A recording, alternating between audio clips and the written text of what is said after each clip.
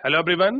आप सब कैसे हैं? मैं उम्मीद करता हूं कि बहुत अच्छे होंगे और अपनी पढ़ाई को बहुत अच्छे से कर रहे होंगे। मैं Akash Kumar Bhadana ICT virtual classroom में आपका बहुत बहुत स्वागत करता हूं मेरे प्यारे बच्चों।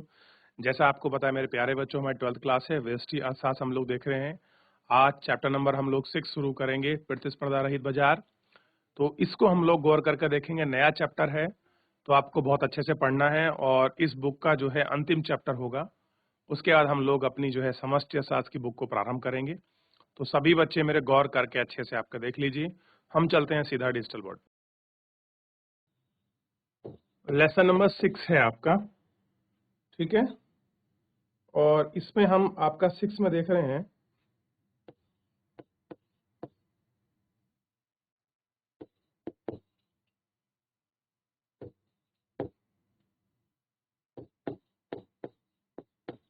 प्रतिस्पर्धा रहित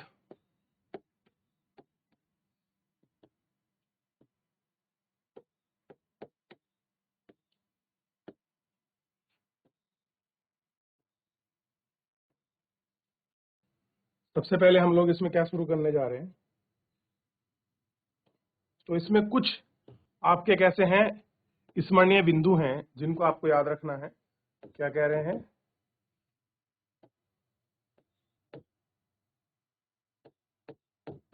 स्मरणीय बिंदु यानी कि जो इस चैप्टर के बड़े की पॉइंट हैं जो आपको इनको याद रखना है।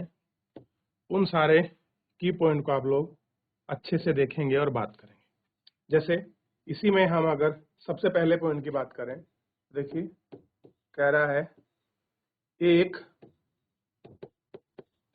आम आदमी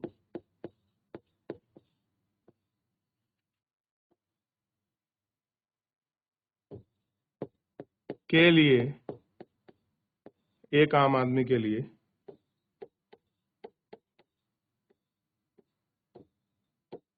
बाजार का तात्पर्य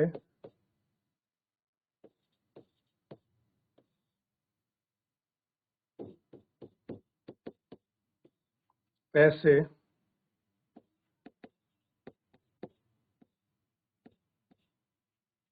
संस्थान,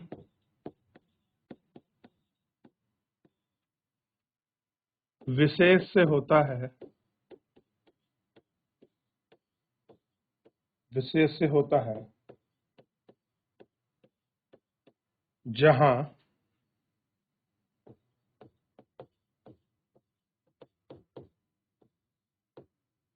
वस्तुओं का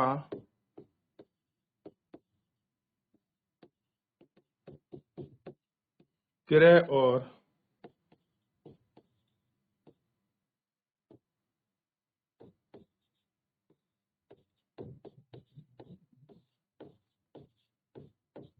विक्रय होता है।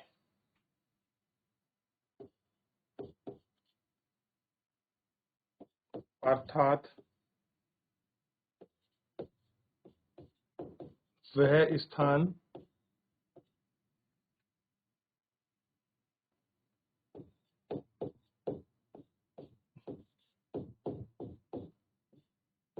जहां लोग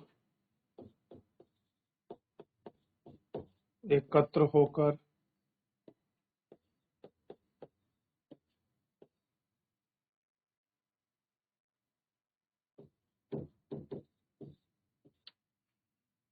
वस्तुओं को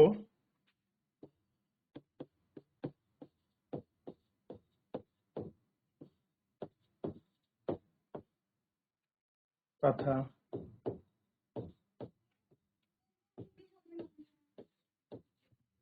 बेचते हैं। लिखिए इसको। अब आप मुझे बताइए, कोई पूछ ले मार्केट क्या है तो आप उसको बता सकते हैं किसी के लिए बाजार क्या होता है। ठीक, लिखिए इसको। और इसी में हम अगले पॉइंट पर आगे बढ़ेंगे। अगला पॉइंट है अर्थशास्त्र में बाजार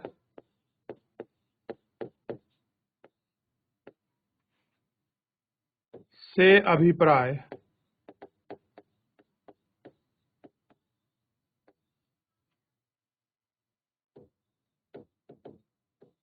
उस समस्त क्षेत्र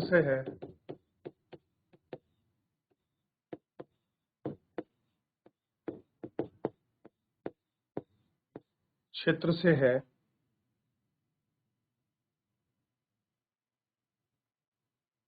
जहां किसी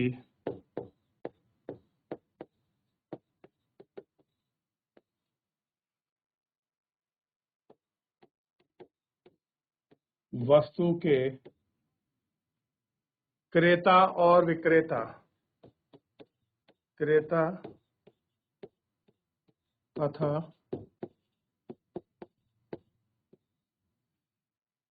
विक्रेता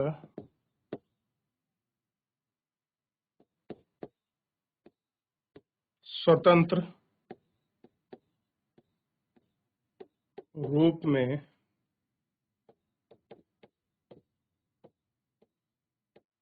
संपर्क में आते हैं।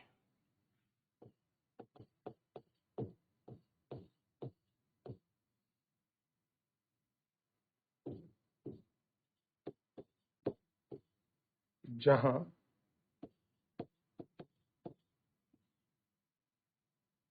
वस्तुओं की कीमत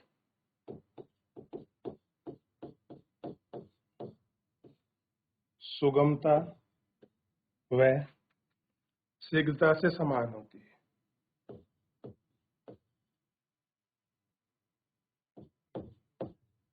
शीघ्रता से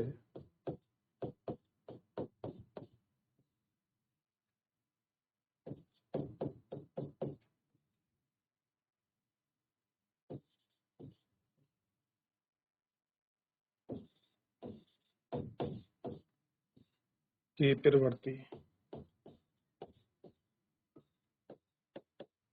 प्रवृत्ति रखी हो। ठीक, दोनों को आप एक एक करके अच्छे से कॉपी करिए, फिर आगे बढ़ेंगे।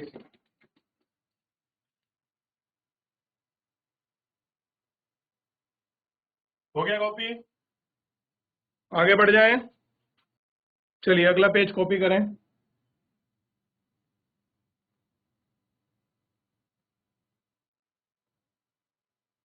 आगे देखिए, अगला कह रहा है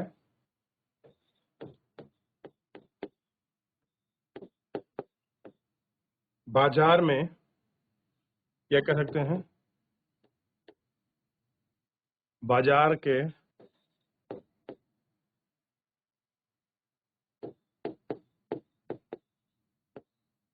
मुख्य तत्व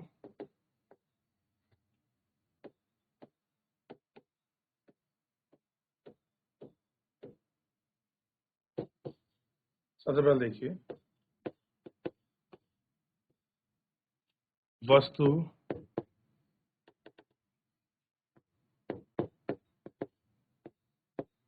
जिसे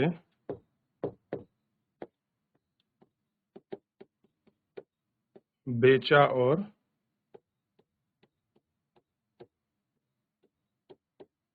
खरीदा जाएगा। दूसरा देखिए,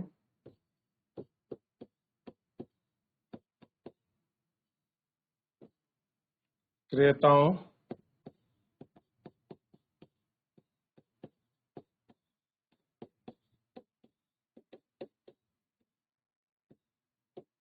और विक्रेताओं में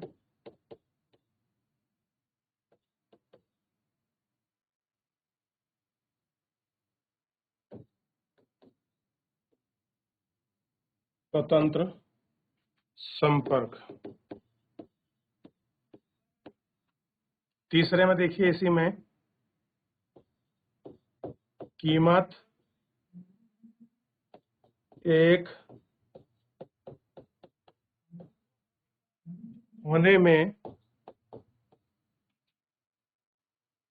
कीमत एक होने की प्रवृत्ति, कीमत एक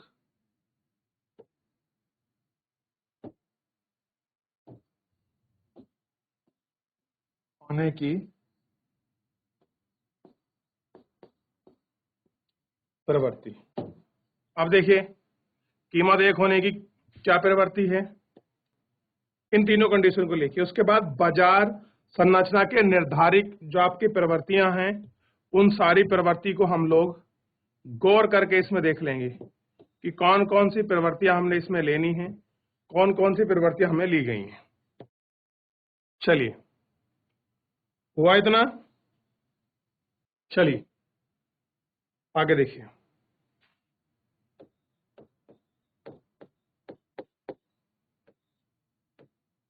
बाजार संरचना के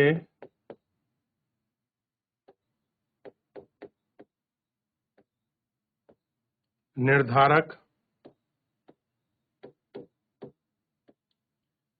प्रवृत्ति।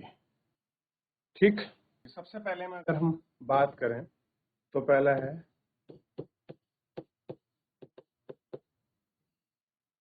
क्रेताओं व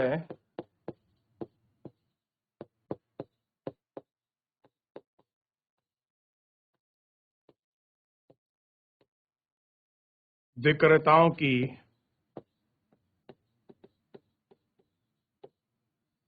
संख्या। किसकी? क्रेताओं तथा विक्रेताओं की संख्या। कह रहे हैं यह बहुत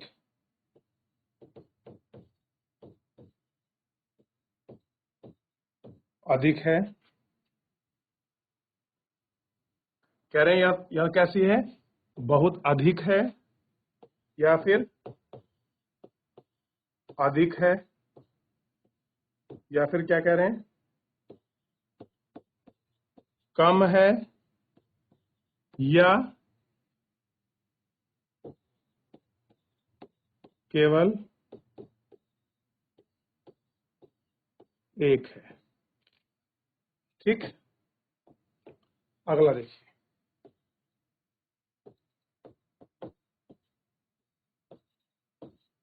वस्तुओं की प्रकृति।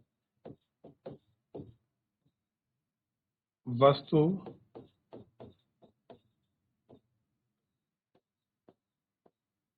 समरूप है या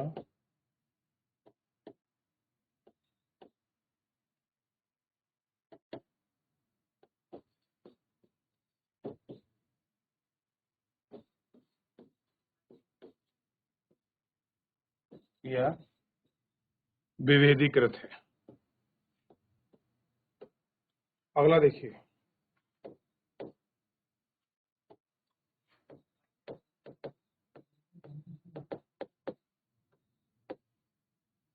वस्तुओं और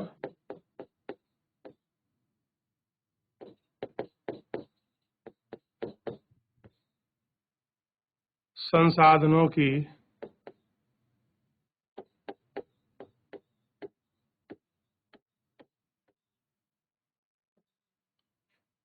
गतिशीलता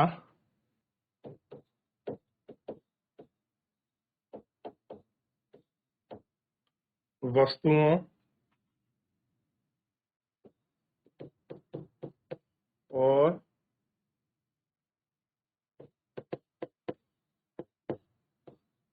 संसाधन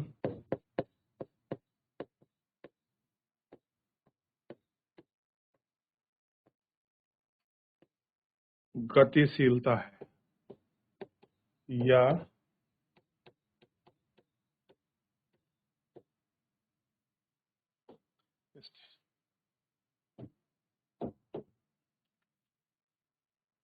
अगला है प्रवेश तथा बहिर्गमन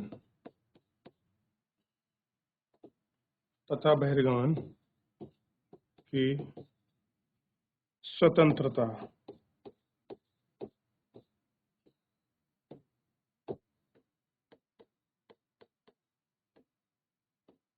बाजार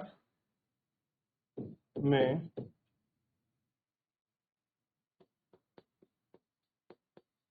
निर्बाध और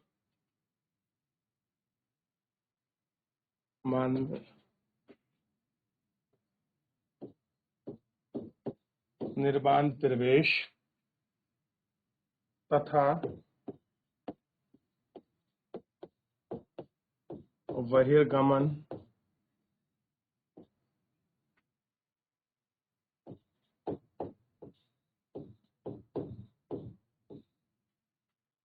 प्रवेश तथा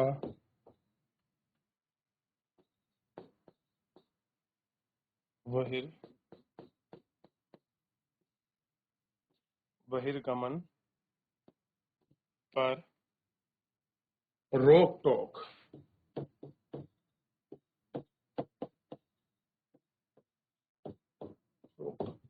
ये है बाजार के संरचना के निर्धारक प्रवृत्ति हैं। कैसा है? आपका क्रेताओं और विक्रेताओं की संख्या पर डिपेंड करेगा, वस्तु की प्रकृति पर आपका डिपेंड करेगा, और इसके बाद आप देखेंगे वस्तुओं और संसाधनों की गतिशीलता पर डिपेंड करेगा, प्रवेश और बहिर्गमन की स्वतंत्रता पर क्या है, ये चीजें डिपेंड करेंगी।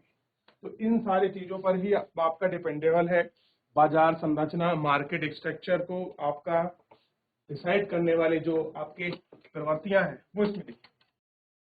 चलिए आगे बढ़ जाए। चलिए लास्ट पेज कॉपी करिए इसका। चलिए आगे बढ़ते हैं। जो मैं आपको छोटा सा क्वेश्चन दे रहा हूँ होमवर्क के लिए, जो आपको घर से करके लाना है।